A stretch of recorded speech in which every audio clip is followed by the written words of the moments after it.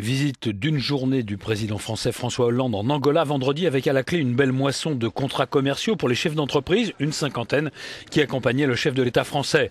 Et la relance ou la création de liens économiques entre les deux pays.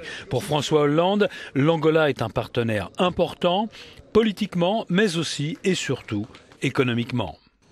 Je remercie le LID. C'est beaucoup d'activités ici en Angola, mais beaucoup d'emplois aussi en France, dans des domaines très différents, et notamment les énergies renouvelables, le développement durable, les villes. L'Angola a contribué à la sécurité de la Centrafrique, a apporté un appui à la Centrafrique au moment même où la France y était engagée pour empêcher des tueries et des massacres. Et moi, je veux saluer ce qu'a fait l'Angola dans cette période.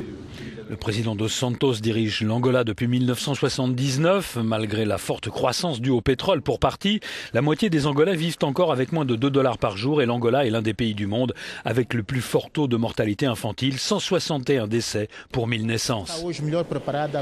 Je pense qu'aujourd'hui l'Afrique est mieux préparée à coopérer sur un pied d'égalité avec l'Europe et de jouer le rôle d'un partenaire pour le développement du commerce. Le président français aura évité des sujets comme le respect des droits de l'homme, la corruption et les inégalités sociales en Angola.